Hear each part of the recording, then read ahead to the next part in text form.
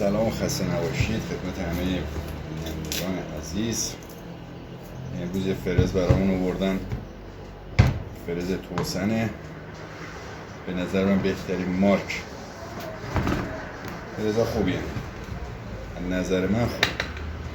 مشکلش دنده گیربکسشه، فشار آوردن بهش و خارج رد کرده، احتمالا دنده رو خراب کرد. خب برای تعویضش اول کاری که میکنیم در گیربکسش رو باز میکنیم، شورت پیشتر رو باز میکنیم. احتمال اینکه دنده خراب شده باشه یکی شل بودن پیچاست، یکی عقب جلو شدن این شفت گیربکسه. اینا باعث میشه که دنده از بین بره.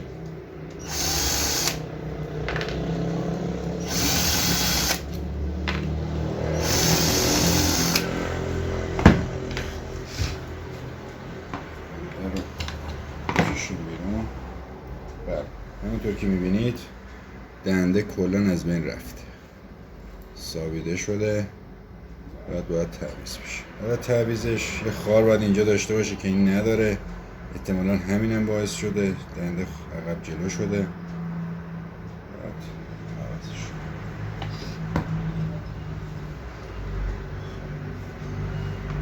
برای تعویض دنده احتیاج به دو عدد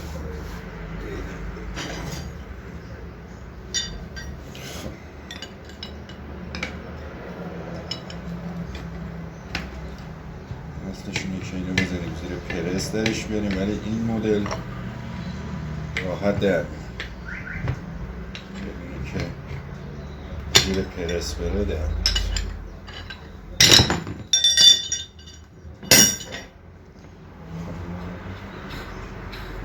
برنگش هم خیلی خوشه، باید عوض بشه. اینو عوض میکنیم براش.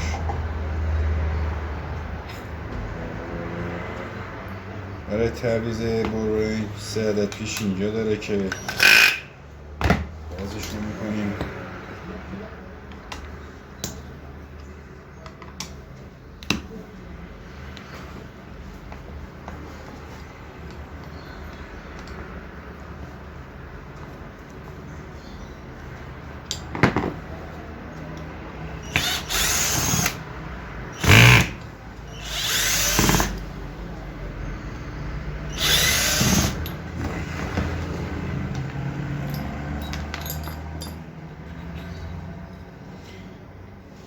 برای اینکه شفت از داخل این بیاد بیرون،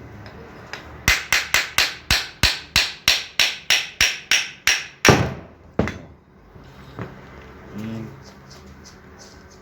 شفت گیربکس حساب میشه. این بربنگی که خیلی حالش خراب شده و به خاطر اینکه خاک سنگ داخل شفته بربنگ خوش شد. اینو باید تعویض کنیم که مشکلی براش پیش نه. من اینو تعویض میکنم و برمیگردم. خب این فرزه بود که بربنگاش عوض شد، دنده نو شد، تعویض شد و به وسیله پرس کاراش انجام شد. حالا داریم جمعش بکنیم و روشنش کنیم.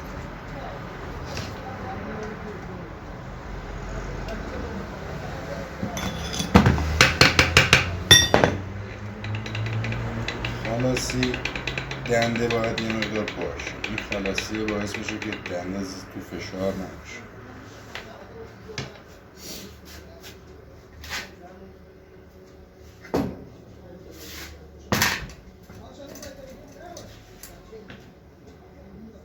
پیچاشم میبندیم و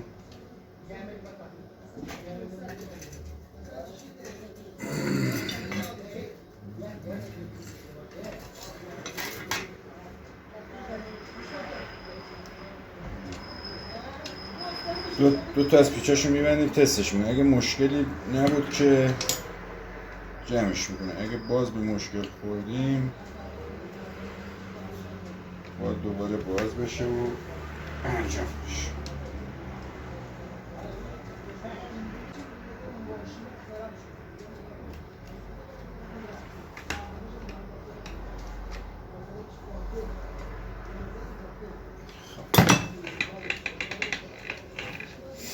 خب میریم برای تست.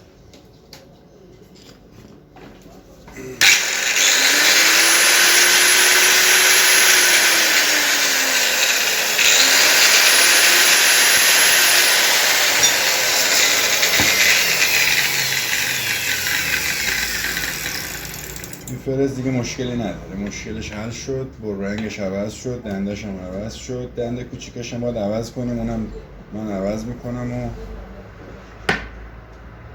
دیگه کاری نداره. ممنون از اینکه برنامه ما رو دیدید.